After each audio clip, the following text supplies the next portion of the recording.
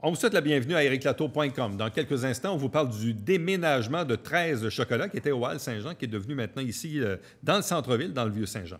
Mais d'abord, on reçoit Corneille, auteur, compositeur, interprète. Il est le porte-parole d'une campagne de sensibilisation sur l'immigration en emploi. Il va prononcer une conférence gratuite ce jeudi avec la collaboration de l'Ancre.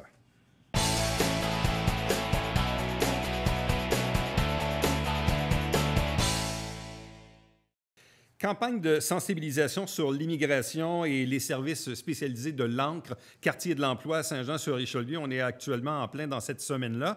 Et il y aura d'ailleurs un fait intéressant, une conférence gratuite offerte via la page Facebook de l'Ancre ce jeudi 22 octobre avec le porte-parole Corneille qu'on rejoint chez lui. Salutations, bonjour.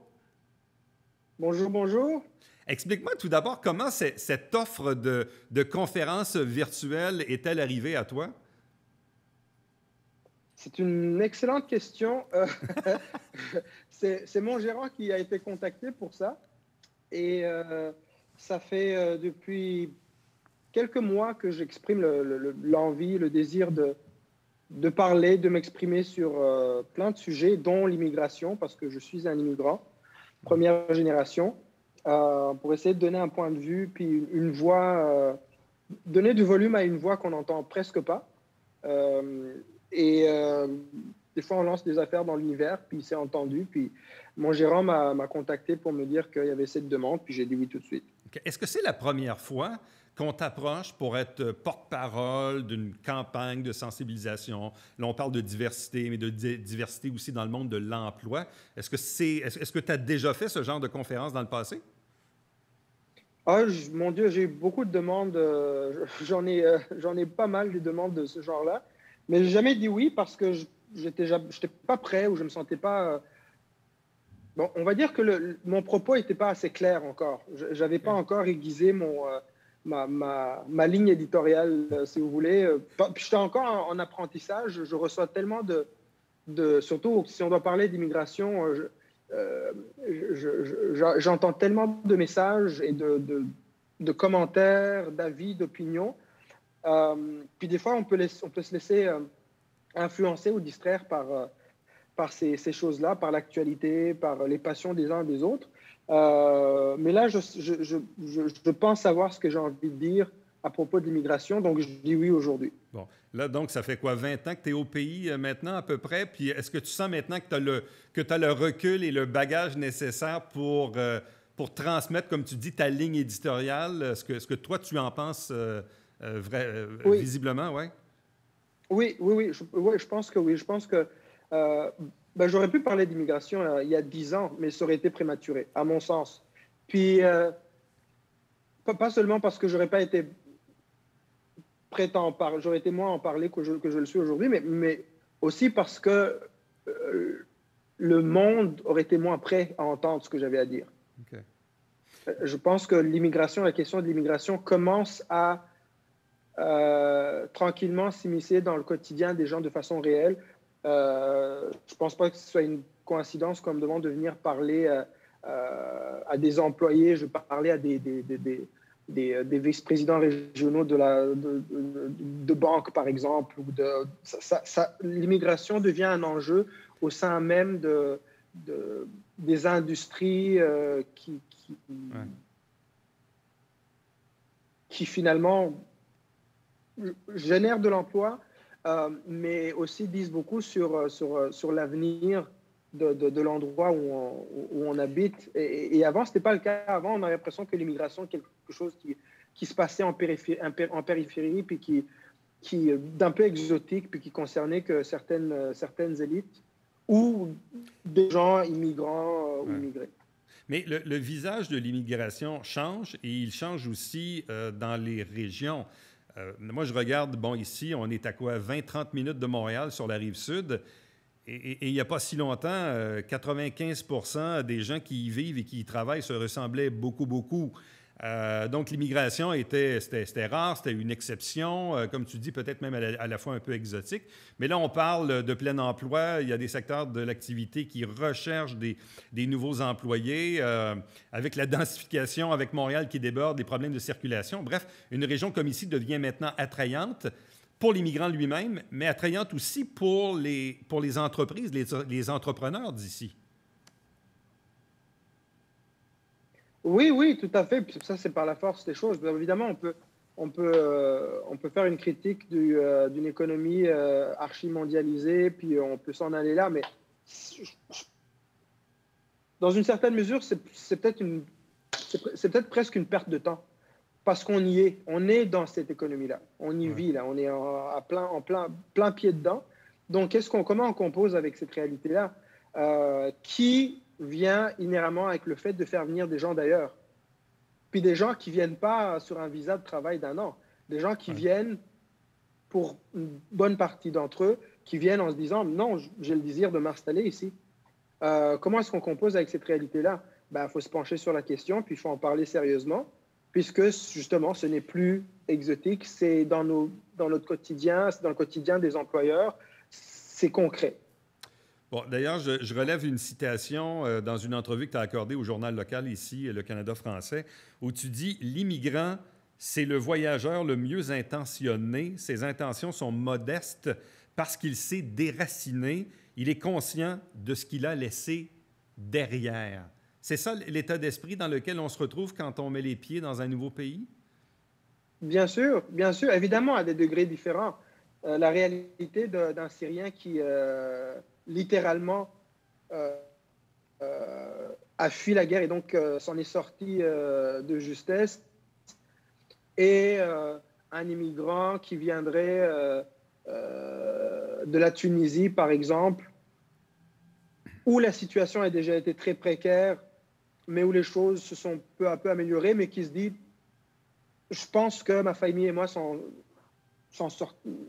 sortirons mieux au Québec. » Mais il y a quand même une ligne conductrice qui est celle de « Je préfère être ailleurs que chez moi. » Parce que ça prend une raison au moins aussi forte pour se déraciner. C'est une grosse affaire que les gens ne comprennent pas ce que ça veut dire, le déracinement, parce que la plupart des gens à qui on s'adresse ici au Québec n'ont jamais eu à le faire.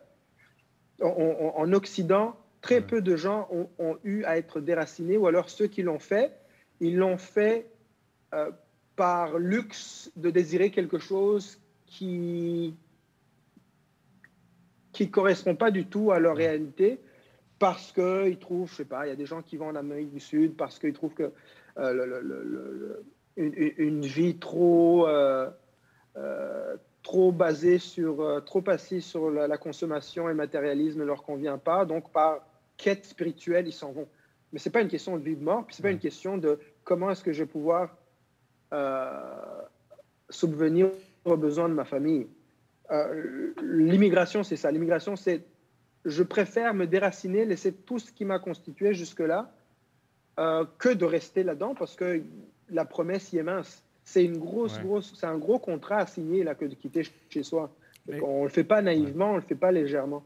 Mais même parfois, on a vu dans certains cas, dans les dernières décennies, des parents peut-être qui faisaient le sacrifice d'immigrer, pas tant pour eux, mais pour l'avenir de leurs propres enfants, pour améliorer leur sort. Ou dans d'autres cas, il y a toujours des situations un peu particulières là, quand on entend une histoire du genre un médecin qui arrive dans un autre pays, se ramasse évidemment avec un petit emploi pendant plusieurs années, des embûches incroyables avant de se réhabiliter pour l'authentification des diplômes et tout ça. Bref, il y a des passages qui sont pas faciles pour se rebâtir une vie puis avoir une reconnaissance de ses acquis professionnels. Absolument, absolument. Puis, ces contraintes-là, je pense que dans plusieurs cas, ces contraintes sont communiquées à ces gens-là avant même qu'ils quittent leur pays. Donc, ils savent un petit peu en partie dans quoi ils s'embarquent. Ouais. Parce qu'ils ont des cousins, ils ont des membres de la famille, des amis qui ont fait le pas avant eux et qui leur disent, qui leur écrivent « Attendez, là, c'est pas si facile que ça, là. Être régularisé administrativement, c'est pas évident. Trouver une job, tu vas peut-être être downgradé, ton diplôme, tu pourras pas t'en servir tout de suite. » On sait non seulement ce qu'on laisse derrière, mais on sait aussi un petit peu les difficultés qu'on va rencontrer. Puis, mais en faisant les maths des choses, on se dit quand même qu'on est mieux de partir Et ça, c'est pas peu dire. Le titre de la conférence est « On se ressemble plus qu'on pense ». Ce titre-là, est-ce qu'il vient de toi comme tel? Ouais. Il aurait pu venir de moi, parce qu'il est dans des chansons. C'est une phrase que j'ai déjà dit dans des chansons que j'ai écrites. Mais c'est aussi c'est une phrase... c'est probablement une des phrases les plus sous-estimées, dont la portée, dont la teneur est la plus sous-estimée dans la langue française. C'est une expression qui est galvaudée, puis on a l'impression qu'elle ne veut plus rien dire, puis surtout qu'elle est complètement déconnectée de la réalité. Alors qu'au contraire, c'est probablement une des notions les plus pragmatiques qui soit. C'est vrai que dans le fait des choses, dans le fait... dans notre biologie et dans nos psychologies collectives, on a beaucoup plus de choses en commun que les choses qui nous distinguent. Mais dans le fond, cette conférence de jeudi, elle s'adresse à tous les publics parce que d'une part, un nouvel immigrant pourrait très bien écouter ta conférence pour voir un peu l'expérience que toi tu as vécue ou ta vision.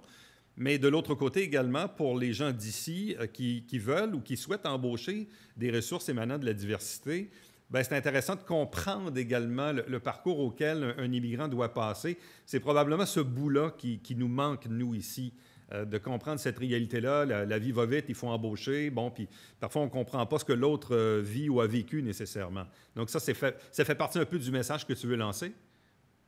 Ça fait partie du message que je veux lancer, mais plus précisément, je veux dire, les contraintes que tu viens d'expliquer, qui sont celles de l'employeur, par exemple, qui doit gérer 10 millions d'affaires. Mon Dieu, surtout en ces temps-ci, je pense que les choses sont difficiles pour pas mal d'entreprises, justement, pas mal d'entrepreneurs et d'employeurs.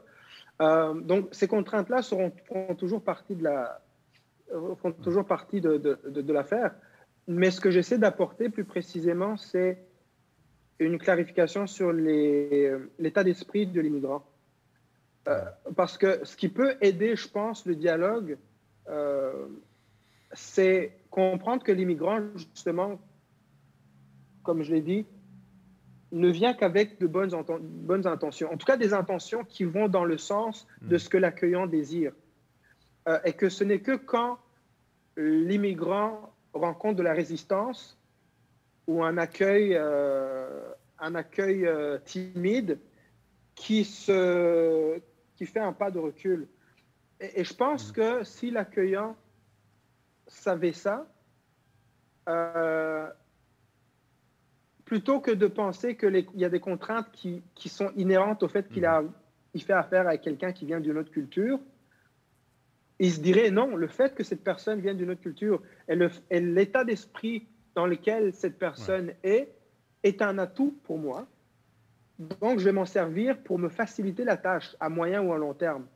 C'est-à-dire que je peux trouver en cette personne, premièrement, une vraie volonté de construire avec moi, de s'investir, de se donner, parce que cette personne se refait une vie, repart de zéro.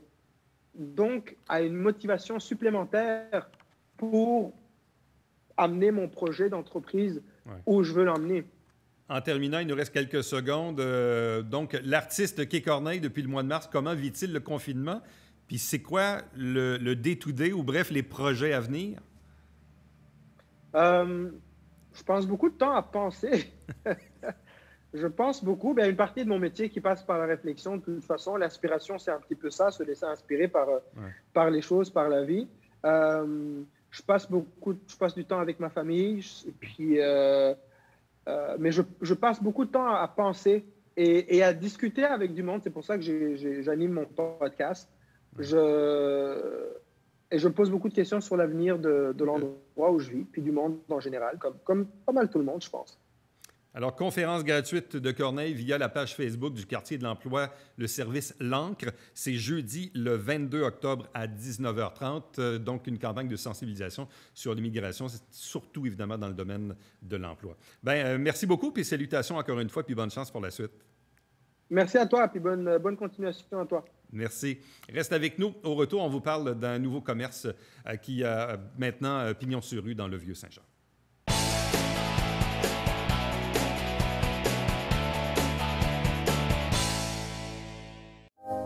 messieurs, bonjour et bienvenue à la Justice entre nous. Mon nom est Serge.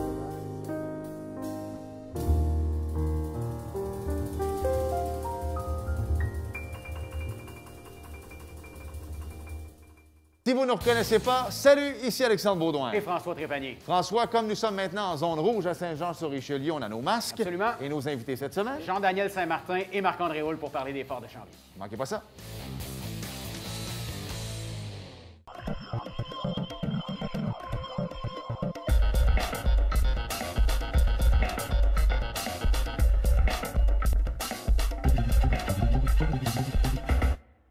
Mesdames et messieurs, bon matin et bienvenue à votre télé-bingo sur les ondes de télévision du Haut-Richelieu.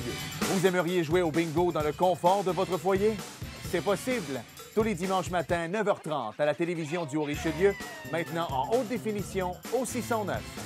C'est 4 000 en prix à chaque semaine. Pour vous procurer les livrets du télé-bingo, c'est facile. Consultez la liste de nos 30 dépositaires au www.tvhr9.com.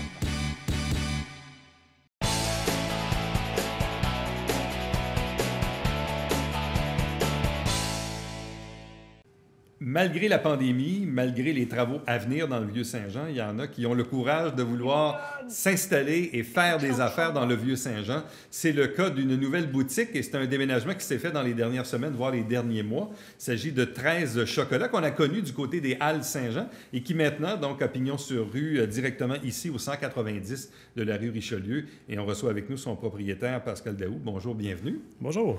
13 Chocolats qui existait quand même depuis plusieurs années. Oui, 2014. Ça va faire, en novembre, ça va faire 7 ans. Bon, quand on décide de déménager un commerce comme celui-ci, on part des Halles, puis on décide de s'en venir ici dans le Vieux-Saint-Jean, dans le contexte dont je disais en introduction, qu'est-ce qui motive ce choix-là? Bien, nous, ça fait à peu près 1 an et demi qu'on pensait partir des Halles. On avait besoin de grossir, on avait besoin de plus de place, on était pactés partout. Mais c'était dû qui fait que je parte avec les nouvelles machines que je voulais avoir, importer, certaines d'Italie et tout. Parce que nous, on veut aller vers un nouveau sorte de style de chocolat, un nouveau mouvement pour le bean to bar, que ça s'appelle en anglais. C'est de faire le chocolat directement de la fève à la tablette.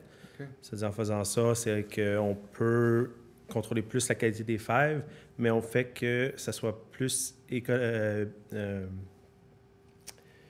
plus directement avec le fournisseur. Donc, on va faire affaire directement avec le fermier, la famille, le village ou la coop.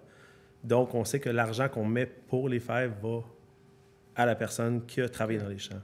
C'est-à-dire, nous, on veut aller plus à faire de plus en plus de choses sur place. Mais donc, c'est un projet que vous aviez en tête avant la pandémie? Oh, oui. Ça fait long. Après, c'est ça, 1 an et demi, 2 ans qu'on... Bien là, ça va faire plus que 2 ans parce que là, on l'a fait en juin. Mais nous, on voulait déjà partir. On a besoin de plus gros. C'est juste que ça tombait avec la COVID. Ça changeait un peu certaines affaires. Mais ça, c'est ma question.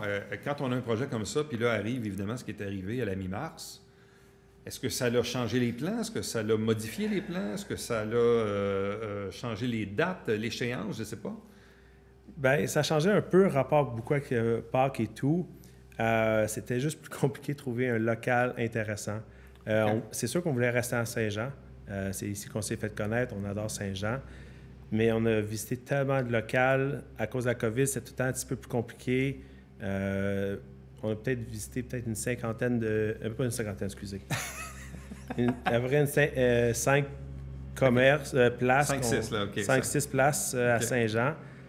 On n'était pas trop sûrs. Le temps qu'on se décide, qu'on fasse un offre, le propriétaire, il changeait d'idée ou trouvait quelqu'un d'autre. Okay. Ça retardait. On a déménagé en urgence le 1er juin. Et là, qu'est-ce qui fait que votre choix s'est arrêté sur ce local du 190 rue Richelieu? Bien, ma copine vient de Saint-Jean, moi je suis de Saint-Hubert, moi je connais déjà un peu le vieux Saint-Jean. On a tout le temps les deux adoré le vieux Saint-Jean. Il y a eu des pour et des contre quand même pour le vieux Saint-Jean. Mais la boutique qu'on a choisie, c'est vraiment le style qu'on voulait, l'architecture de la bâtisse, la place, que ça fasse vraiment boutique. On ne voulait pas que ça soit trop commercial. Il y a certaines places qu'on avait choisies justement qui étaient très gros, plus commerciales, puis on voulait que ça soit plus convivial, petit dans un sens, mais qu'on a assez de place pour produire et que pour les prochains plans au futur, qu'on ait de la place pour plus le faire. Bon, en même temps, c'est un déménagement quand même qui s'est échelonné sur plusieurs semaines, parce que je donne un exemple, parce que ma conjointe a dit veux-tu aller chercher du chocolat? Bien là, j'ai dit, là, je pense qu'ils sont déménagés, mais ils ne sont pas ouverts encore. Non. Puis là, il y a la pandémie à travers tout ça. Bref, ça a été quand même une période assez longue. C'était volontaire? Pas à ce point-là. OK. C'est sûr, le gros problème qu'il y a eu avec la COVID, justement, c'est que tout le monde qui ont été arrêtés pendant le confinement, ils ont signé des contrats. C'est-à-dire tout le monde en construction, ils voulaient avoir le projet, mais ils ont signé des documents qu'il fallait qu'ils fassent certaines affaires. Ça a comme retardé beaucoup d'affaires. Mais c'est que ça a tout retardé un peu le tout. L'autre disait qu'il venait la semaine. Ça a été retardé tout le temps. Les gens qui nous regardent ont vécu aussi dans leur propre maison des problèmes de délai de ci, de ça avec la construction. Donc, vous avez été pris là-dedans. Oui, bien c'est ça. On voulait ouvrir 1er août, excusez. Mais il restait le plancher à faire, il restait la peinture à faire. Puis on voulait qu'on soit quand même fonctionnel quand même, mais aussi que j'aie le temps de produire. Parce que là, avec toute la construction, tout ça, c'était plus assez propre pour produire. Et là, vous êtes ouvert officiellement depuis quelle date? Le 3 septembre. OK. On a fait l'ouverture médiatique le 5, si je me souviens bien, 5 octobre. On tente de plus rouler un peu plus le commerce, parce qu'on a changé beaucoup le décor. On a investi pour des présentoirs et tout, une nouvelle machine pour le café.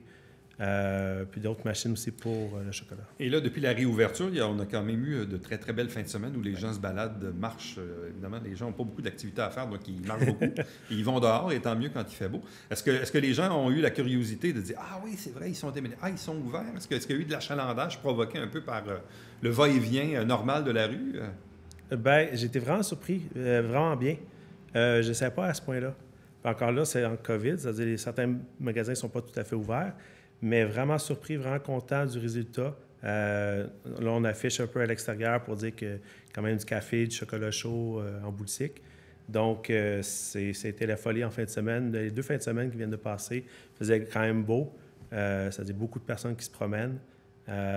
Donc, c'est un peu la folie.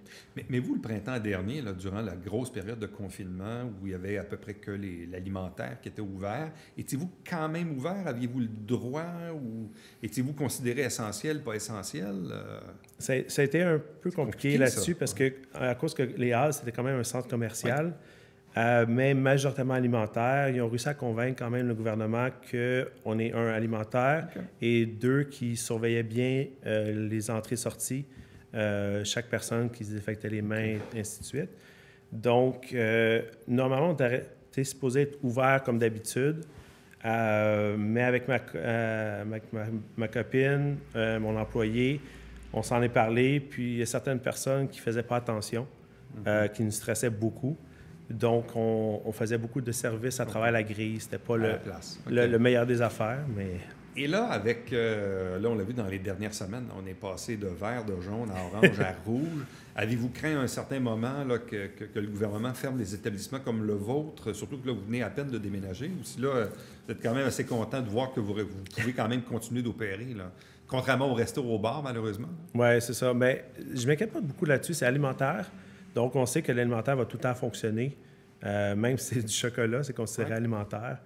Mais on travaille beaucoup aussi maintenant pour ouvrir un site transactionnel, que tout le monde va vers ça, puis se préparer pour Noël.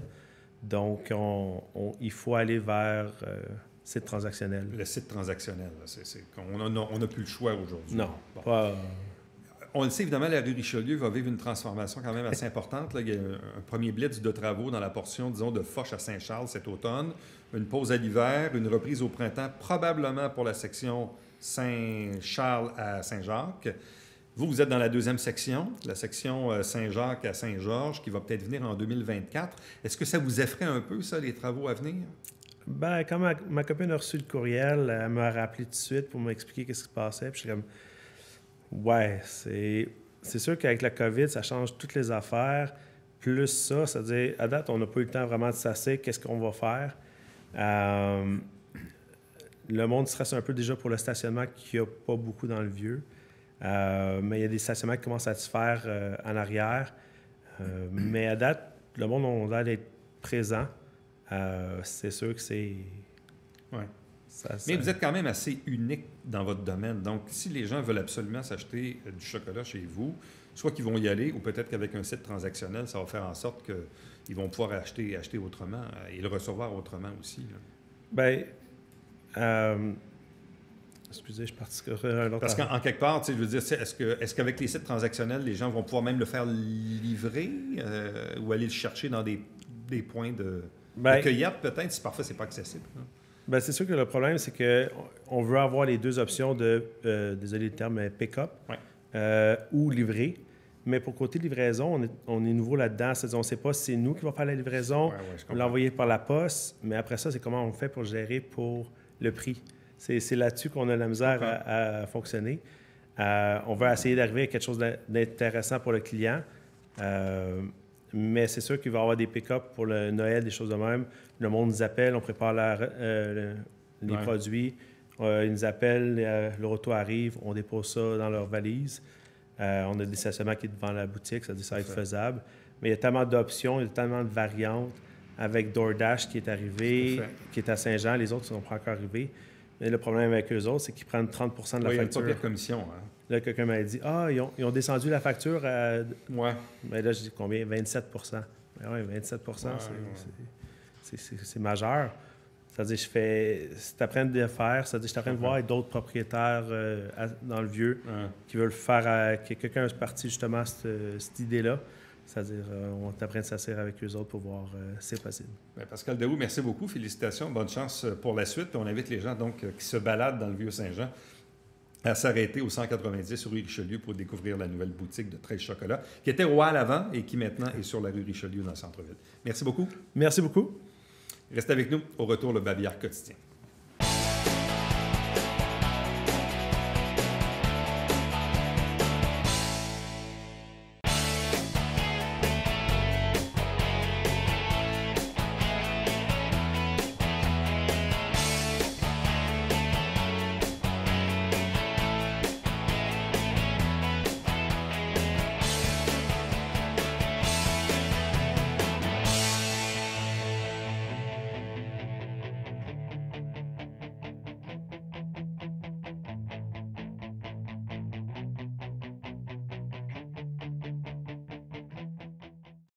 Il y a de nouveaux horaires disponibles pour les 3 écocentres de la région, Lacolle, Iberville et celui de la rue Godette, coin Grand-Bernier.